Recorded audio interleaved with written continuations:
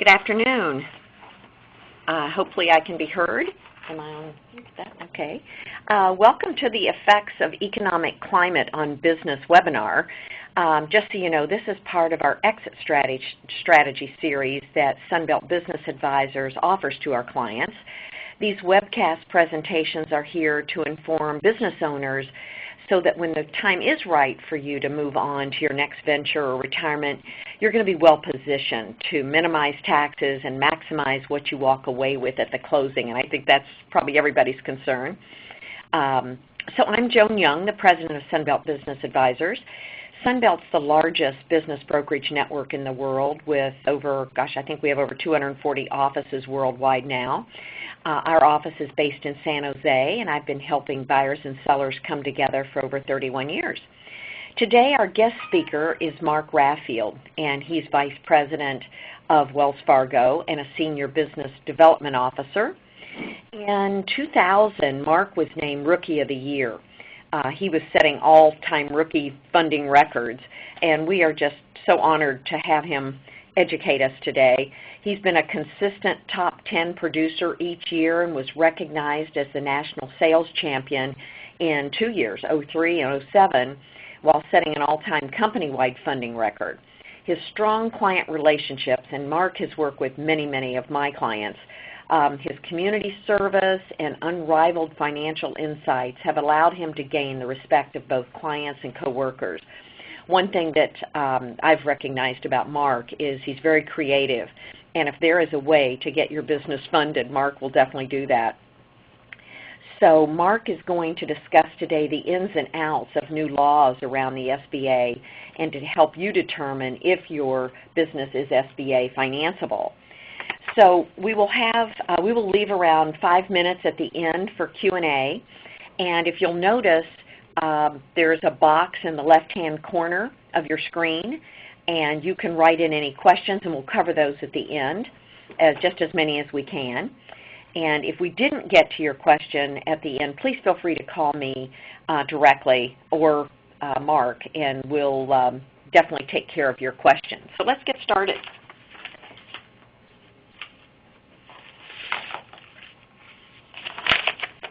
Okay. Citibank did a poll that I thought would be very interesting. We're going to go over some statistics before Mark starts about just how encouraging it's looking for 2012 and beyond. 87% of small business owners expect 2012 to be better than the same time last year. And I don't know what that says because last year was pretty rough, but 40% of business owners said that the business conditions are as good or excellent from last year, and 26% of small business owners plan to hire more employees, which was encouraging in this year, which was a 12% increase. Another continuing survey from Citibank reported that half of the respondents said they are holding steady and poised to grow when conditions are right, and another third expect to grow rapidly or at least moderately this year. So I thought that was encouraging. I think everybody's probably heard of the Kiplinger letter, which reported that the gross domestic product will grow about 2.3% in 2012, which is ahead of last year, so it's good to see it's going in the right directions. Consumers are finally starting to spend more. You know, most of us have really tightened our belts, cut back on our expenses with business, and since it all happened in 2008 when the stock market dropped. And, you know, as you're hearing in the news, job creation is picking up, and the businesses are finally starting to invest in some new equipment and expand production after years of really not doing anything.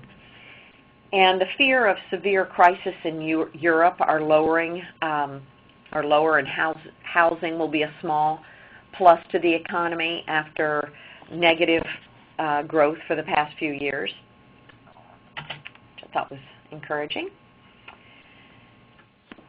Last month, there was an increase of 175,000 about 175 in the coming year, which is a little faster than the workforce that we thought of. And private employees are expecting to create a net of about 2.28 million jobs in 2012, but I'm also really glad to hear that federal and state and local governments are cutting about 180,000. Overseas growth is slowing in Asia and Europe, as definitely Europe is sliding into a recession. Housing demands still are remaining weak. January gains were widespread, and the private sector added about 267,000 jobs. So all this is very positive, I think, for small business going forward. 50,000 jobs were created in manufacturing, and that's because the auto industry is definitely going up. Interest rates, which Mark's going to be talking about, they're going to be holding steady, staying at, I think, one of the lowest records they've ever been, and that's not going to change till the end of 2014. I just read another study on that, which is encouraging. And business spending is supposed to increase 6% after expanding by 8% in 2011. So this compromises investing in buildings, equipment, and software that small businesses are doing. And then the recent infusion of capital into European banking eases concern about global financial crisis. I think the jury's still out on what's going to happen there, but Congress looks like it's moving forward with a full-year extension of payroll tax cuts. Okay, let's look at franchising outlook, which is, our office does franchising as well, and we've noticed it definitely even doing better than regular small businesses that aren't franchised.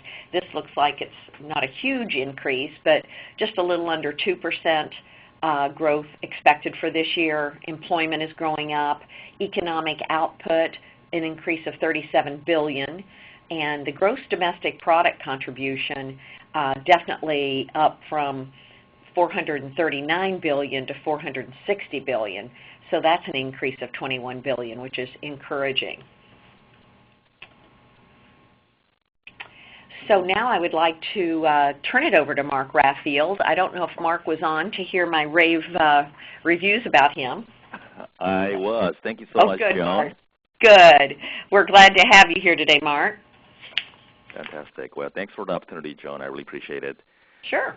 Well, I'm here to talk about my world, which is the SBA lending world, and I'll just go over my observation. Having done this for 17 years, I've gone through 3 recessions, but there was nothing quite like what we experienced over the last 3 years, and it's been very interesting for me to observe as a lender to see how the economy changed and how the lending environment and appetite from banks' perspective has changed, as well as from the consumer perspective, borrower's perspective. What I see from my world is major changes in the economy, which result in I see more and more people looking for self-employment. People in the corporate world in particular came to realization that the job security isn't there anymore, and I've fielded many, many more phone calls from potential business owners. People were calling me with 20, 30 years of corporate experience. Many were in high-level executive types who were calling to inquire about SBA financing, how they can get loan to start their business, or how to buy business. So that's the observation I've noticed. At the same time, I've seen observations where many banks' credit standard has tightened greatly in reaction to the declining economy. And I feel very fortunate to work for Wells Fargo Bank because during the past 3 years, one bank has stood out and has risen above others because the Wells Fargo Bank has been the most stable bank amongst bigger banks out there. And our lending criteria really hasn't changed much because we are very solid. We've always lended using common sense. We've never ventured into just irrational loan types. Therefore, even during recession, because our underwriting guideline is commonsensical, we really haven't changed much. So what that resulted in was us dominating in the SBA lending world. While other lenders said no, we would say yes. And we become number one SBA lender in 2009, 10, and 11, 3 years in a row. And we're the first lender ever to exceed $1 billion mark in SBA lending world. In fact, in 2011, we've lent almost $1.2 billion in SBA loans. So I feel very fortunate, again, to work for Wells Fargo because we are a dominant and number one SBA lender. So if you go to the next page, next slide, we can go over, let's see here. Do I have to move the slide, or how do I? We're moving them, Mark. We're now on SBA lending. We were on the agenda. Do you want us to go back to the agenda? No, actually, why don't you go to, since I talked about the SBA lending environment a little bit, we can go to the next page. Okay. I'd like to talk to you about what is SBA loan. SBA loan, 7A loan is a federally insured loan. The reason we can, for example, finance a business purchase sale, whereby most of the purchase price will be what we call intangibles or goodwill. The reason we're willing to finance business sales, for example, is because the federal government is willing to insure our loan up to 75%. So every dollar we lend, the federal government is willing to give us back up to 75 cents if the buyer or the borrower cannot repay our loan during the life of the loan. Therefore, we can be very aggressive and finance even business sales. It's a great program. It's a versatile and flexible program. For business acquisition financing, I can go up to $1.75 million. This is a Wells Fargo guideline. And I can even go up to $1.25 million unsecured. What that means is if the buyer does not have additional collateral, such as real estate, then I can go up to $1.25 million unsecured. The loan amount above that, we would need additional collateral in the form of real estate. That's the guideline that we have at Wells Fargo. And also, we like to make sure that the buyer is successful once the buyer purchases business and make sure that they have ample, sufficient working capital. So SBA loan allows us to not only finance the business acquisition, but on top of that, we typically give additional working capital loan or a separate business line of credit for the buyer. Next page, please.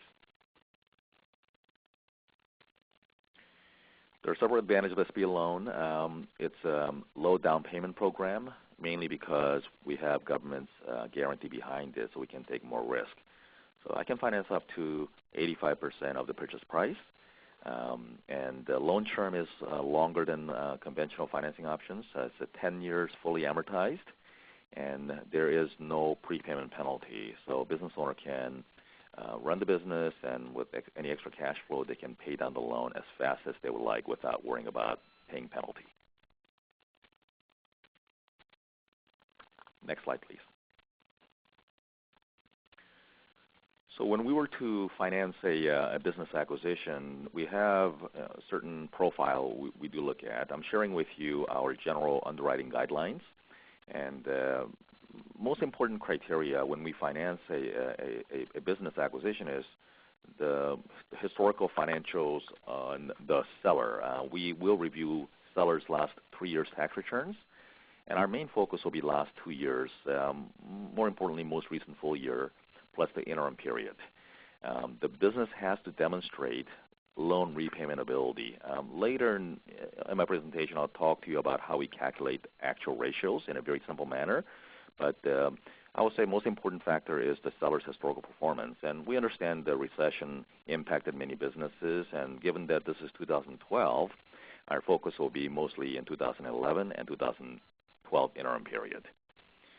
Then secondly, just as important, we have to look at the buyer's profile. Ideally, we need to find a buyer who has ideally direct industry experience, if not a minimum strong management experience to run the business sufficiently. So we'll look at the seller's industry in a case by case, and depending on the industry, we'll be looking for more significant industry experience. Also, we want the buyer to have minimum living expenses because if the buyer requires a significant draw to cover his or her living expenses, it will wipe out the business cash flow from the seller's business. So it'll be most ideal if the buyer has a reasonable living expenses. And, of course, the buyer needs to have sufficient down payment between 15 to 25%. And lastly, decent credit history. No perfect credit history is required, but we want to make sure that the buyer does not have significant derogatory such as bankruptcy and short sale history. Next slide, please. So in terms of down payment, I mentioned earlier we require between 15 to 25%. That down payment requirement is dictated by the SBA, not Wells Fargo. There's a general guideline that we have to follow, all SBA lenders have to follow, and what dictates the down payment amount are two things. The seller's cash flow, business cash flow, but also we need to find out how much goodwill is in the purchase price. And if the amount of the goodwill or intangible value exceeds $500,000, then the SBA says that we can finance up to 75% of the purchase price. So the combination of the buyer's injection as well as seller carry note, if applicable, must be at least 25% under that scenario. If the goodwill or intangible value is less than $500,000, then we can finance up to 85% of the purchase price, whereby combination of buyer and seller injection must be at least 15%. And I've seen quite often buyer come up with 10% down payment and seller carry 5%. And the last thing I want to talk about is cash flow analysis. I want to share with the audience as to how we determine whether or not we can lend. This is a very simple formula, and I'll illustrate. It's something that I can analyze the seller's tax returns and the buyer's financials. Within 10 minutes, I can determine whether or not I can give a loan because I just take these following 4 steps to determine the cash flow. So step number 1 is I would ask for the seller's tax returns, and each year I'll be analyzing the net cash flow, the business actually generated. So, for example, in 2011, I will look at the tax return and I will look at the net income line item and seller salary if it's corporation, depreciation, and interest, and come up with a lump sum money. And let's just, point of illustration, the total cash flow is $100,000. Then step 2, I would need to determine the buyer's living expenses and his or her draw need. Because the rationale is that before any buyer repays an SBA loan back, they'll pay themselves to cover their living expenses.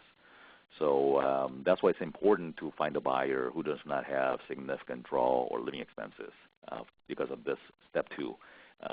So let's say the buyer needs only $50,000 as an example. So the total cash flow is $100,000, buyer's draw need is $50,000. Then third step I determine is annual SBA loan payment. So I know the purchase price, I know what the down payment is, and I calculate what the annual SBA loan payment is. And for illustration purposes, let's say it's $40,000. So once I know those 3 things, I can calculate our debt service ratio. And that's very simple.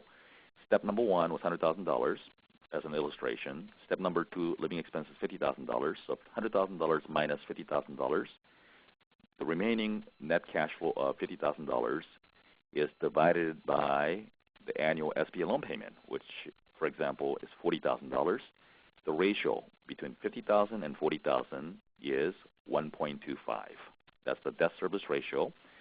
What the ratio means is that the business generated sufficient cash flow to repay our loan back in a ratio of 1.2 to 1. So every $1.25 in available net cash flow, the business has $1 in debt. So therefore, there's a 25% cushion remaining.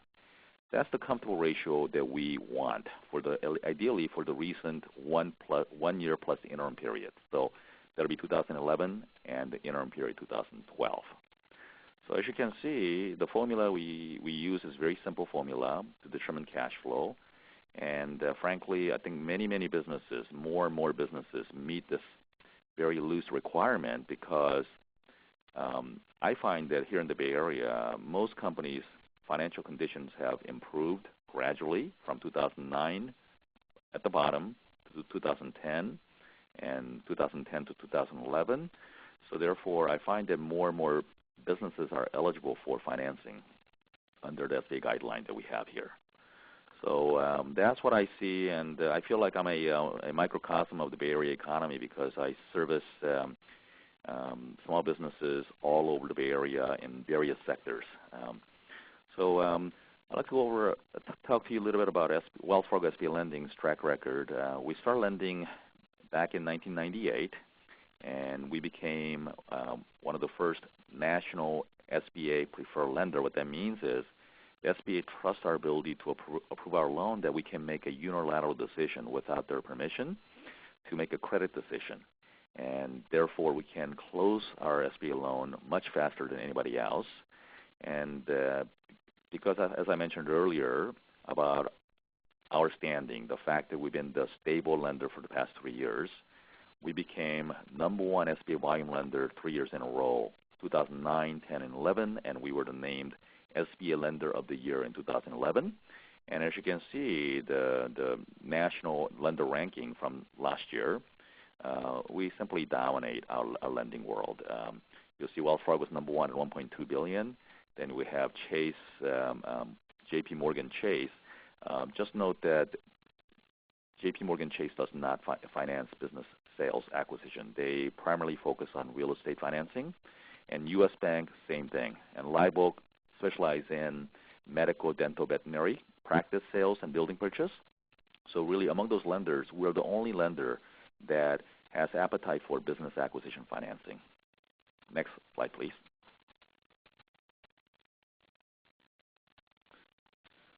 So this slide highlights our status as being the SBA Lender of the Year. We've been receiving many accolades across from politicians to even other lenders as to being #1 SBA lender and be the most proactive SBA lender. Next page, please. A little bit from my background. Earlier, Joe mentioned about my 17-year history. I started lending, doing SBA financing since 1995. And when I started out, I was an underwriter, someone who made credit decisions, receiving loan packages, and I was also a credit manager for a few years. So having underwritten loans for 5 years, during which time I've reviewed over 6,000 SBA loan applications, it gives me a tremendous experience, and I feel like I can review any complex loan request and be able to make a credit decision very efficiently and quickly. And because of my credit background, I was able to be very productive, and I was #1 producer in the nation for my bank in 2003, 7, and 9, and top 10 producer every year.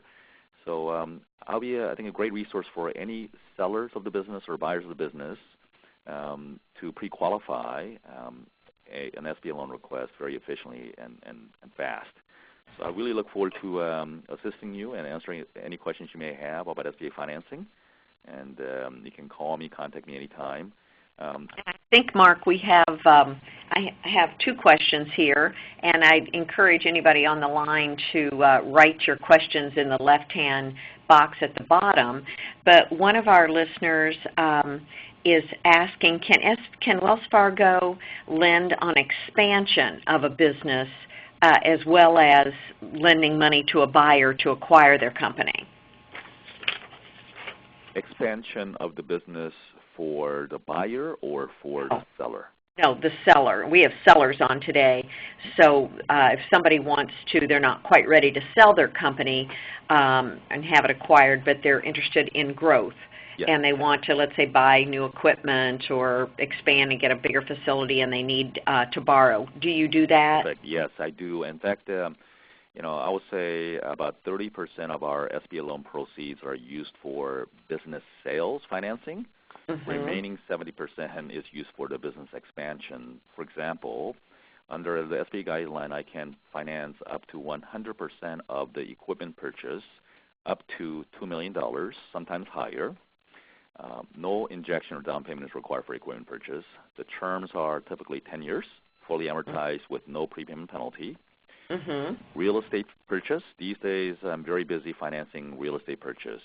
10% down, and the market is very healthy because to own a building is 30% cheaper, typically, than to lease the same size space. So what's happening with a lot of business owners is that they're buying real estate with the intention of selling the business, but once they own the building, what they do is they only sell the business. Therefore, they can derive a long-term rental income. So right. They become the landlord. Exactly. Because when it comes to business acquisition, for a lot of businesses that are location sensitive, SBA does require minimum 10-year lease. And if the landlord's crazy and doesn't give 10-year lease for that kind of business, well, guess what? The seller has lost all his goodwill value in the business and cannot sell the business. So, and also working capital, business growing. I can provide an SBA Express, which is a business line of credit, as well as term loan. And because I work for Wells Fargo, I have partners who provide conventional financing for growing businesses. So to answer your question, yes, I can definitely help existing owners of business with expansion and growth. Okay. Another question is, how important is it that a buyer have the same experience in the company that he's purchasing? So if it's a manufacturing company, does the buyer have to have manufacturing experience, or can he transfer management skills into something like that? Yeah, for a manufacturing company, I think we may look at the industry experience a little more closely. I think we look at each industry in a case-by-case situation. If it is a highly defined industry that requires a technical expertise, I think we would expect direct industry experience. But depending on what kind of manufacturing, if it is for example, I'll illustrate here. I'm currently financing a ink toner refurbishing and distribution business, for example, and it doesn't sound very technical. The buyer is buying the business with no experience whatsoever. He comes from IT background, actually worked for Cisco for many years. He does bring in understanding of general technology, significant personnel management experience, and sales and marketing experience. So that's an example. That's where we're looking for some transferable experience. However, if somebody's buying a gas station or hotel or manufacturer of very highly defined, let's say machine shop, for example, I think we're looking for some more direct industry experience. Okay, that's good. If anybody else has a question, I'm going to unmute everybody so you can. Okay. The conference has been unmuted. Is there any other question from the group, from what the lending process?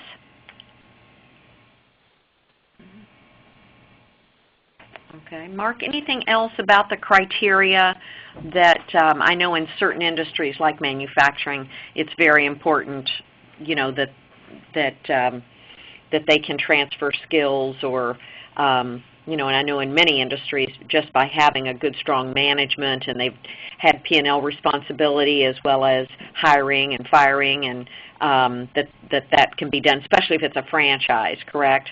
Yes, that's correct. Right. And many franchise companies have already been pre-qualified through SBA. Maybe you can talk just a little bit about that. Yes. I think the franchise does add value to an SBA transaction because if somebody's lacking direct industry experience, I think buying a franchise makes more sense because we know that franchise does offer comprehensive training, including management training and so forth, and provide manuals, HR manuals sometimes.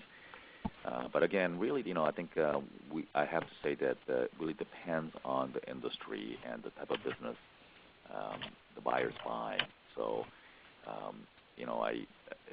generally speaking, I think we're looking for more direct industry experience if the industry itself is very specific. Whereas some general businesses, distribution businesses, for example, as long as they have a transferable management skills, we're okay with it. Okay. Well, I think that's all the questions that the group had. So, Mark, I can't thank you enough, and I just endorse Mark wholeheartedly. He's been able to put together some deals that look very difficult, and Mark's very creative and thinks outside the box. And, Mark, I just want to thank you again. Well, appreciate your endorsement, and I look forward to speaking with people in the audience anytime. And Joan, I'm going to forward you Wells Fargo's economic report that comes out on a monthly basis. Okay. And maybe some of the audience member wants to get a copy of it, and you can forward the attachment. It's a glowing economic review. If you don't mind, I spend 1 minute going over why this is the perfect time to perhaps sell the business or buy business. The prospect is really good. The headline says the West Coast in particular saw economic activity improve, and with the housing slump, impacting the economy lessening. And California will be the fastest growing region in 2012. Good. California has hired over almost 250,000 new jobs in 2011, and the unemployment rate is going down. In the Bay Area in particular, you see San Francisco with 7.7 unemployment rate, and California as a whole is over 11%. So it really shows that the Bay Area economy is recovering because of our diverse economy and economy tied to technology. So I agree Mark, with this. I was going to say that ties into another question. Let's say a business, I know you like to see 3 years financials, P&Ls, tax returns, and let's say 2011 was strong, but 2010 was down 15, maybe even 20% versus the previous years. Yes. How's the bank looking at that now if 2011 is on the rise? Yes. Our main focus will be 2011 and the interim period in 2012. Okay, good. Yeah, we're looking for a trend. We're looking for signs of improvements. And, had you called me in 2009, I can tell you that it would have been very difficult to finance businesses because the kind of numbers you'll see will be decline in revenues for most businesses. Right. And it would be very difficult for any lenders to finance a change of ownership, which in itself is very risky, as you know, for an unstable company that shows decline. However, what I see, a positive trend, I see companies bottoming out in 2010 and improving in 2011 and 2012. Yeah, we're seeing the same. There's quite a few clients that I talked to 4 years ago. They're now calling and saying, we're ready. So you'll be hearing from me. That sounds great. Okay, thank you so much. And thank you, everybody, for getting on. And we'll be having another webinar regarding exit strategy in probably 6 to 8 weeks. Thank you. You're welcome. Thank you. Bye-bye. Thank you. Please stand by.